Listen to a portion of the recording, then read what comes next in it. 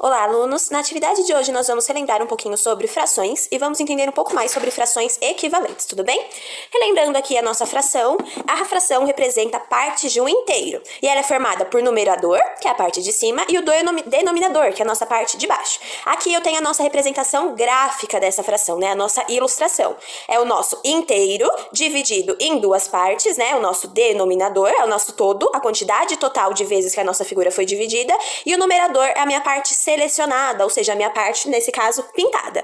A fração, ela é sempre composta por parte e todo. Parte selecionada e pintada fica em cima, e o todo, a quantidade total de vezes que a minha figura foi dividida, fica embaixo. Então, aqui nessa minha figura, eu leio 1/2, tudo bem?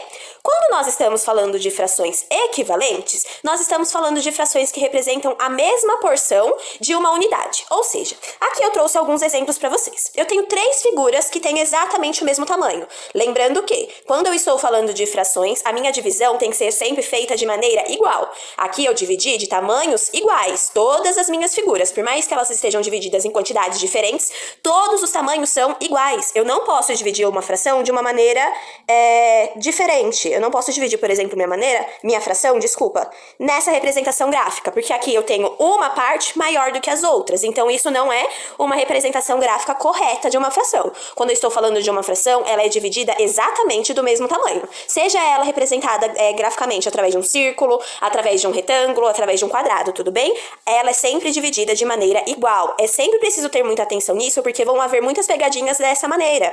Assim como vocês realizaram na última atividade do EMAI, que algumas figuras, elas não eram divididas de maneiras iguais. Elas tinham pedaços maiores do que o outro. Nas frações, isso não é possível. Ela é sempre dividida de maneira igual. Aqui nós, então, temos a mesma figura dividida de maneiras diferentes. Na primeira maneira, né, na primeira representação gráfica da minha figura, eu tenho 2 partes, que é o meu denominador, e eu tenho uma parte selecionada. Então, a primeira fração é representada por 1/2. Na minha segunda fração, eu tenho 4 partes e eu tenho 2 partes pintadas, ou seja, 2/4. Já na minha terceira figura, eu tenho 8 partes, e dessas 8 partes eu tenho 4 partes pintadas, ok? O que nós podemos observar nessas frações? Apesar delas serem todas diferentes, observando a ilustração dessas frações, eu posso ver que elas representam exatamente a mesma coisa. A parte pintada dessas figuras é exatamente a mesma, ou seja, essas frações são equivalentes. Elas são frações diferentes, mas elas representam a mesma quantidade. Para descobrir se uma fração é equivalente a outra ou não, existe um método muito simples de divisão, para você conseguir verificar se elas são realmente idênticas. Aqui eu vou realizar a continha com vocês da primeira fração. Eu tenho 1, ok? Eu vou dividir o meu numerador pelo meu denominador. Então, vai ser 1 dividido por 2. Tudo bem? Eu nunca vou pegar o número maior e fazer de maneira inversa, tudo bem? A minha fração, ela realmente vai representar uma parte menor do que o inteiro. Então, vai ser um número menor dividido por um número maior, ok? Para fazer a minha divisão aqui, eu não posso fazer direto, né? Porque 1 é menor do que 2, então eu não consigo dividir diretamente. Para conseguir fazer essa divisão, eu preciso fazer o seguinte: adicionar o 0 no meu divisor e o 0, no meu quociente, ou seja, no meu resultado, tudo bem? Então, aqui eu já consigo fazer a minha divisão. 10 dividido por 2 é igual a 5, porque na tabuada do 2, o resultado que mais se aproxima de 10 é o 2 vezes 5. 2 vezes 5 é igual a 10. Então, 10 menos 10 sobra 0. Então, a minha primeira fração, de maneira decimal, o resultado dela é 0,5, ou seja, meio. Assim como eu leio essa minha fração 1/2, o meu resultado aqui também deu meio. Vamos para a nossa próxima fração. 2 dividido por 4. 2/4, então vai ser 2 dividido por 4. Lembrem-se de quando vocês forem fazer continhas de fração, deixar esse espacinho aqui, porque nós sempre vamos ter que adicionar esse 0 no divisor e o 0 no quociente, no meu resultado, tudo bem? Então, 2 eu não consigo dividir por 4. Adiciono 0 no meu divisor e 0, no meu quociente, tudo bem? Continuando. 20 dividido por 4. Agora eu consigo fazer, né? 20 dividido por 4 é igual a 5. 5 vezes 4, 20. Sobra 0. Então, olha aqui, nós temos o mesmo resultado da primeira continha. Também deu 0,5, tudo bem? Vamos para a nossa próxima continha. 4 dividido por 8. Eu não consigo dividir 4 por 8 diretamente, porque é um número menor. Então, eu vou adicionar o 0 e o 0, abaixo da minha chave. 40 dividido por 8, eu já consigo fazer. 40 dividido por 8 dá 5. 5 vezes 8, 40. Então, vocês podem observar que todas essas minhas frações chegam no mesmo resultado, que é o 0,5. Então, todas essas minhas frações são equivalentes. Eu consigo verificar essa equivalência tanto através da minha ilustração, que eu consigo ver que o preenchimento dessas figuras é exatamente o mesmo, como através das minhas divisões, porque todas essas frações chegam no mesmo resultado. Tudo bem? Continuando as orientações, eu peguei aqui um exemplo do EMAI da página 54, que foi a última atividade que vocês realizaram, tudo bem? Eles pedem no EMAI que vocês localizem qual é a ilustração que representa 1/3, tudo bem? Esse é o pedido do EMAI. Localizar qual ilustração representa 1/3. Aqui nós temos duas análises a ser feitas. Tudo bem? Mas primeiro eu vou começar pela equivalente, que é o processo que nós estamos estudando agora. Vou montar cada uma dessas frações. Minha primeira fração, 1, 2, 3, 1, 2, 3, 4, eu tenho 12 quadradinhos no total e eu tenho 4 partes pintadas. Então, 4 12avos. Já nessa minha figura, eu também tenho 12, né? O meu total é 12. E aqui eu tenho 6 partes pintadas, então é 6 12avos. Eu preciso localizar a figura que representa 1/3. Então, o que eu preciso fazer? Eu preciso descobrir quanto que vai dar 1/3 na minha divisão, para descobrir qual dessas duas frações vai chegar no mesmo resultado. Então, aqui eu vou fazer 3 continhas. Uma da divisão do 1/3, uma de divisão do 4 12avos e uma de divisão do 6 12avos. Vamos lá? Começando pelo 1/3. 1 dividido por 3. Lembrando sempre de deixar esse espacinho.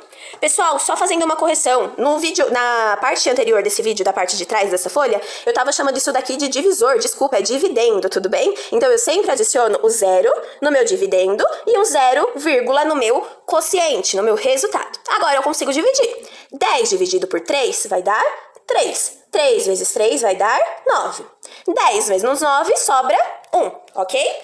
Aqui eu posso adicionar de novo um 0, tudo bem? Mas lembrando, eu só adiciono 0, uma vez na minha continha. Agora eu vou adicionar somente o 0 no meu dividendo, tudo bem?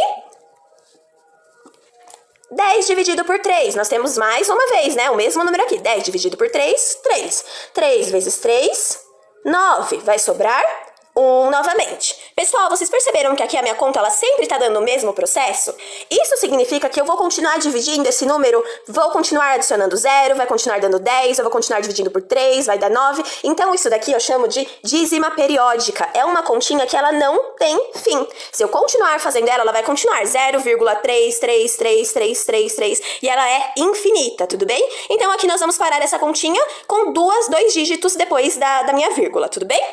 Agora eu vou resolver a minha próxima fração. Então, eu já descobri que o meu 1/3 em número decimal, ele vale 0,33, tudo bem?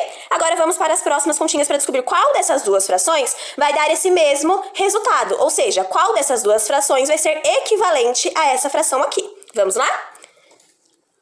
4 dividido por 12. Lembrando de deixar o espacinho aqui no meu dividendo, tudo bem? Adiciono 0 no meu dividendo e o 0, no meu quociente, no meu resultado.